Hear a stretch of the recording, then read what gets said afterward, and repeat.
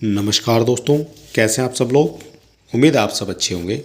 आज हम आपके सामने लेकर आए हैं सीडीपी के टॉप 60 क्वेश्चन जो आपकी सभी परीक्षाओं के लिए इम्पोर्टेंट हो जाते हैं। और ये सारे क्वेश्चन आपकी परीक्षाओं में कहीं ना कहीं पूछे गए हैं। तो चलिए देर बिल्कुल नहीं करेंगे, शुरू करेंगे आज का हमारा इम्पोर्टेंट वीडियो सीडीपी के टॉप 60 क्वेश्चन से। और यहाँ पर जो है हमारा पहला क्वेश्चन हो जाता है, बाल्यावस्था के लिए प्राप्त नींद कितने घंटे की होती है। बाल्यावस्था की बात हो रही है, जो प्राप्त नींद है वो कितने घंटे की होती है बाल्यावस्था में, तो वो हो जाएगी 8 घंटे की नींद। ठीक है, ये होती है बाल्यावस्था में। अगला क्वेश्चन है, बालिकाओं की लंबाई की दृष्टि से अधिकतम उम्र कितनी होती है। लंबाई की दृष्टि से अधिकतम उम्र होती है 16 वर्ष। ठीक है, पुनर्बलन किस प्रक्रिया का भाग है। जो पुनर्बलन है ये हो जाता है अधिगम प्रक्रिया का भाग। कौन सा कारक बालकों में व्यक्तिगत भिन्नता के लिए जिम्मेदार है। कौन सा कारक है जो बालकों में व्यक्तिगत भिन्नता के लिए जिम्मेदार है, तो ये हो जाती है बुद्धि। बुद्धि जो है सभी की अलग अलग होती है। अगला क्वेश्चन है, मानसिक वृद्धि और विकास किस कारक द्वारा नियंत्रित हैं। तो ये हो जाते हैं आनुवांशिकता और पर्यावरण कारकों के द्वारा मानसिक वृद्धि और विकास कारक नियंत्रित हो जाते हैं। कक्षा में शिक्षण सहायक सामग्री का जो उपयोग है किसके लिए किया जाता है, तो ये किया जाता है विशिष्ट अधिगम परिस्थितियों के निर्माण के लिए। अगला क्वेश्चन बनता है, प्राथमिक शिक्षा में खेल प्रणाली का प्रबल समर्थन किसने किया था। तो प्राथमिक शिक्षा में किया गया था खेल प्रणाली का प्रबल समर्थन, तो ये किया गया था हेनरी कोल्ड बेल कुक के द्वारा। पुस्तक द कंडीशन ऑफ लर्निंग में सीखने के लिए कितने प्रकार बताए गए हैं। तो एक पुस्तक है द कंडीशन ऑफ लर्निंग, सीखने के कितने प्रकार इसमें बताए गए हैं। तो इसमें बताए गए हैं सीखने के 8 प्रकार। अगला क्वेश्चन है, वह अवस्था जब बालक अपने अभिभावकों के साथ कम आनंदित होता है किससे संबंधित है। जब अपने अभिभावकों के साथ कम आनंदित होगा तो ये हो जाता है सामाजिक विकास से। अस्थायी मानव दांत कितने होते हैं। जो अस्थायी हैं मानव दांत कितने होते हैं, जो दोबारा टूटने के बाद दोबारा निकलते हैं, तो ये होते हैं 20 दांत, ये हो जाएंगे अस्थायी। अधिगम के नियम के तहत तत्परता का नियम प्रतिपादित किया है। तो अधिगम के नियम के तहत तत्परता का जो नियम प्रतिपादित किया है ये क्या है, एडवर्ड एल थॉर्नडाइक ने। कौन सी विधि प्राथमिक स्तर पर शिक्षण के लिए उपयुक्त नहीं है। शिक्षण के लिए उपयुक्त नहीं है प्राथमिक स्तर पर, तो ये हो जाती है व्याख्यान विधि। तो छोटे बच्चों को आप व्याख्यान देकर जो है सब चीज़ें नहीं बता सकते हैं। अगला क्वेश्चन है, वह स्तर जिसमें बच्चा किसी वस्तु और घटना के बारे में तार्किक रूप से सोचता हुआ शुरू करता है। तार्किक रूप से सोचना शुरू करता है, उस अवस्था को क्या कहा जाता है। तो उस अवस्था को कहा जाएगा मूर्त क्रियात्मक अवस्था। बच्चों के बौद्धिक विकास के 4 सुस्पष्ट स्तरों को किसके द्वारा पहचाना गया था। किसके द्वारा पहचाना गया था बच्चों के बौद्धिक विकास के 4 सुस्पष्ट स्तरों को पहचाना गया था, तो ये हो जाते हैं पियाजे द्वारा। अगला क्वेश्चन हो जाएगा, अल्पवयस्क बच्चों के अधिकतम प्रक्रम में अभिभावकों की भूमिका कैसी होनी चाहिए। जो हमारे अधिगम प्रक्रिया में अभिभावक हैं उनकी भूमिका होनी चाहिए उदासीन। ठीक है, उनको जो है कुछ भी नहीं करना चाहिए। बच्चों के संज्ञानात्मक विकास को सबसे अच्छे तरीके से कहाँ परिभाषित किया जा सकता है। तो ये परिभाषित किया जाता है घर में, गृह में। डिसलेक्सिया किससे संबंधित है, तो ये हो जाता है व्यावहारिक विकार हो जाता है डिसलेक्सिया। विशेष रूप से ज़रूरतमंद बच्चों की शिक्षा का प्रावधान किससे होना चाहिए। विशेष रूप से जो ज़रूरतमंद बच्चों की शिक्षा का जो प्रावधान है ये किसके द्वारा होना चाहिए, तो ये होना चाहिए विशेष विद्यालयों में विशेष शिक्षकों के द्वारा।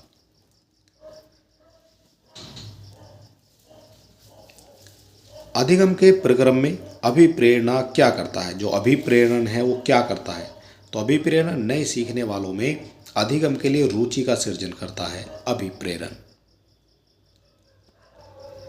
कक्षा में विद्यार्थियों की सूची बनाए रखने के लिए एक शिक्षक को क्या करना चाहिए?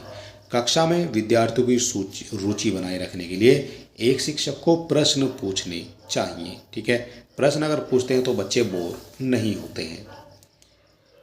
विद्यार्थियों को विद्यालयों में खेलना क्यों उचित है? जो विद्यार्थी हैं उनको विद्यालय में खेलना क्यों उचित है? क्योंकि खेलने से उनका यह सहयोग और शारीरिक संतुलन का विकास करता है। अगला क्वेश्चन बनता है, एक शिक्षक विद्यार्थियों में सामाजिक मूल्यों को कैसे विकसित कर सकता है? एक शिक्षक है विद्यार्थियों में सामाजिक मूल्यों को कैसे विकसित कर सकता है? तो ये करता है उन्हें अच्छी कहानियाँ सुनाकर। एक शिक्षक के लिए सबसे महत्वपूर्ण क्या है? शिक्षक के लिए सबसे महत्वपूर्ण क्या हो जाएगा?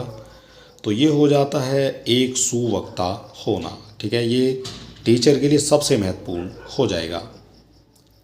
कक्षा में जो विद्यार्थी प्रश्न पूछते हैं उन्हें कैसे प्रोत्साहित करते हैं? कक्षा में जो विद्यार्थी प्रश्न पूछते हैं उनको कैसे प्रोत्साहित करेंगे? तो स्वतंत्र रूप से उत्तर ढूंढने के लिए उनको प्रोत्साहित करना चाहिए। शिक्षा की किंडरगार्टन पद्धति का प्रतिपादन किया था, तो ये किया था मोंटेसरी ने। ठीक है, शिक्षा की किंडरगार्टन पद्धति का विकास इनके द्वारा किया जाता है। एक शिक्षक को साधन संपन्न होना चाहिए, इसका क्या अर्थ है?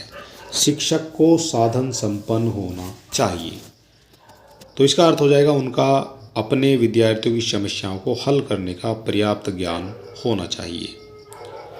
संवेग व्यक्ति की उत्तेजित दशा है, यह किसका कथन है? संवेग जो है व्यक्ति की उत्तेजित दशा है, तो ये कहा गया है वुडवर्थ के द्वारा। अगला क्वेश्चन है, शैक्षिक विकास में मूल्यांकन का क्या अर्थ है? जो शैक्षिक विकास है इसमें मूल्यांकन का जो अर्थ है वो हो जाता है ज्ञान क्षमता का मूल्यांकन करना। संज्ञानात्मक विकास के 4 चरणों संवेदीपेशीय, पूर्व संक्रियात्मक, स्थूल संक्रियात्मक और औपचारिक संक्रियात्मक की पहचान किसके द्वारा की गई है? तो ये हो जाते हैं संज्ञानात्मक विकास के 4 चरण, और इनकी जो पहचान की गई है वो की गई है पियाजे के द्वारा। अगला क्वेश्चन है, कौन से गुण अच्छे मानसिक स्वास्थ्य के नहीं हैं? तो स्वयं में सीमित रहना, ये जो है अच्छे मानसिक स्वास्थ्य के जो है लक्षण नहीं माने जाते हैं। किसने शिशुओं के मस्तिष्क को खाली स्लेट माना है? शिशुओं के मस्तिष्क को खाली स्लेट माना है, यानी कि इसमें जो आप लिखोगे वो ही जो है लिखा जाएगा, तो ये माना गया है जॉन लॉक के द्वारा। गेस्टाल्ट शब्द किस भाषा का शब्द है? जो गेस्टाल्ट है वो किस भाषा का शब्द है? तो ये हो जाता है जर्मन भाषा का शब्द। ब्लैक बॉक्स थ्योरी का संबंध किस संप्रदाय से है? जो ब्लैक बॉक्स थ्योरी है इसका जो संबंध है वो हो जाता है व्यवहारवाद संप्रदाय से। अगला क्वेश्चन है, शिक्षा मनोविज्ञान का केंद्र बिंदु किसे माना जाता है? शिक्षा मनोविज्ञान का केंद्र बिंदु माना जाता है, तो ये माना जाएगा शिक्षार्थी को। नायक पूजा यानी हीरो वर्शिप किस अवस्था में एक प्रमुख विशेषता मानी जाती है? जो हीरो वर्शिप है ये मानी जाएगी किशोर अवस्था में। ठीक है, तो नायक पूजा इसको कहा जाएगा, हीरो वर्शिप तो ये हो जाती है किशोर अवस्था की एक प्रमुख विशेषता। भावी जीवन की आधारशिला किस अवस्था को माना जाता है? भावी जीवन की आधारशिला माना जाता है शैशव अवस्था को। जीन पियाजे के संज्ञानात्मक विकास सिद्धांत की अंतिम अवस्था कौन सी है? अंतिम अवस्था पूछी गई है जीन पियाजे के संज्ञानात्मक विकास के सिद्धांत की, तो ये हो जाती है औपचारिक संक्रियात्मक अवस्था। उपलब्धि अभिप्रेरणा सिद्धांत के प्रतिपादक कौन है? जो उपलब्धि अभिप्रेरणा है इसके जो प्रतिपादक है वो हो जाते हैं डेविड सी मैक्सीलैंड। आवश्यकता पदानुक्रम सिद्धांत के प्रतिपादक कौन है? आवश्यकता पदानुक्रम सिद्धांत के प्रतिपादक हो जाते हैं अब्राहम मैस्लो। अगला क्वेश्चन है, प्रसिद्ध मनोवैज्ञानिक जीन पियाजे किस देश के निवासी थे? किस देश के निवासी हो जाते हैं मनोवैज्ञानिक जीन पियाजे? तो ये हो जाते हैं स्विट्जरलैंड के। आनुवांशिकी के जनक कौन है? जो आनुवांशिकी है उसके जो जनक हैं वो हो जाते हैं मेंडल। अगला क्वेश्चन है भाषा के अर्जन व विकास के लिए सर्वाधिक संवेदनशील अवधि कौन सी है? भाषा के अर्जन और विकास के लिए जो सर्वाधिक संवेदनशील अवधि है वो हो जाती है प्रारंभिक बाल्यावस्था। शैशवकालीन यौनिकता मनोविज्ञान किस मनोविज्ञान की महत्वपूर्ण देन है? शैशवकालीन यौनिकता ये हो जाती है मनोवैज्ञानिक की महत्वपूर्ण देन, तो ये हो जाती है सिगमंड फ्रायड की। किस मनोवैज्ञानिक ने संवेगों को जन्मजात आवेग कहा है? जन्मजात आवेग कहा है जेम्स ट्रेवर ने। द बिहेवियर ऑफ ऑर्गेनिज्म नामक पुस्तक के लेखक कौन है? द बिहेवियर ऑफ ऑर्गेनिज्म नामक पुस्तक के लेखक हो जाएंगे स्किनर। मनोविज्ञान का सबसे प्राचीन संप्रदाय कौन सा है? मनोविज्ञान का सबसे प्राचीनतम संप्रदाय हो जाता है संरचनावाद संप्रदाय। भय का संवेग किस मूल प्रवृत्ति से जुड़ा हुआ है? जो भय का संवेग है ये जुड़ा हुआ है पलायन से।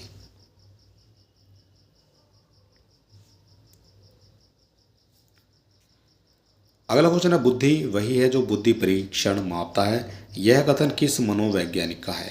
बुद्धि वही है जो बुद्धि परीक्षण मापता है, तो ये कहा जाता है बोरिंग के द्वारा। विलियम जेम्स की पुस्तक द प्रिंसिपल ऑफ साइकोलॉजी कब प्रकाशित हुई थी? कब प्रकाशित हो जाती है विलियम जेम्स की पुस्तक? तो ये हो जाती है 1890 में। ठीक है, 1890 में भी पुस्तकें छपा करती थी। बच्चों को नन्हे मनोवैज्ञानिक किसने कहा है? बच्चों को नन्हे मनोवैज्ञानिक कहा है जीन पियाजे ने। डिसलेक्सिया शब्द को सर्वप्रथम किसने खोजा था? जो डिसलेक्सिया शब्द है उसको सर्वप्रथम खोजा गया था रूडोल्फ बर्लिन के द्वारा। अंतर्मुखी, बहिर्मुखी और उभयमुखी व्यक्तित्व का वर्गीकरण किसके द्वारा किया गया है? ये हो जाता है अंतर्मुखी, बहिर्मुखी और उभयमुखी, तो ये किया गया है युंग के द्वारा। उदाहरण निरीक्षण, विश्लेषण, वर्गीकरण, नियमीकरण किस विधि के सोपान हैं? तो ये सभी हो जाएंगे आपके आगमन विधि के सोपान। अवधान के आंतरिक अथवा व्यक्तिनिष्ठ निर्धारक क्या है? अवधान के आंतरिक अथवा व्यक्तिनिष्ठ निर्धारक हो जाते हैं रुचि, लक्ष्य और अभिवृत्ति। बाल मनोविज्ञान का क्षेत्र किसका अध्ययन करता है? बाल मनोविज्ञान का जो क्षेत्र है यह अध्ययन करता है गर्भावस्था से किशोरावस्था की विशेषताओं का अध्ययन करता है। वह अवस्था जो माता के 21वें गुणसूत्र जोड़े के अलग ना हो पाने के कारण होती है वो क्या कहलाती है? तो वो कहलाती है डाउन सिंड्रोम। कोलबर के अनुसार किस अवस्था में नैतिकता बाह्य कारकों द्वारा निर्धारित होती है? नैतिकता होती है बाह्य कारकों के द्वारा निर्धारित, तो ये हो जाएगी पूर्व पारंपरिक अवस्था। SOR किसके द्वारा प्रस्तावित किया गया है? जो SOR है ये प्रस्तावित किया गया है गेस्टाल्टवादी मनोवैज्ञानिकों के द्वारा। वह मापनी जिसके अंतराल मापनी के समस्त गुण के साथ परम शून्य हो वो क्या कहलाती है? तो परम मापनी की बात करते तो ये कहलाती है अनुपात मापनी। छात्रों में रुचि उत्पन्न करने की क्या कला है? छात्रों में रुचि उत्पन्न करने के लिए हो जाती है आपकी प्रेरणा। ठीक है, और चलिए दोस्तों ये वीडियो हमारा यहाँ पर समाप्त होता है। अगर आपने अभी तक हमारे चैनल को सब्सक्राइब नहीं किया तो आप सब्सक्राइब कर सकते हैं, वीडियो को अपने दोस्तों में भी शेयर कर सकते हैं। और चलिए दोस्तों मिलते हैं नेक्स्ट वीडियो में, तब तक के लिए नमस्कार।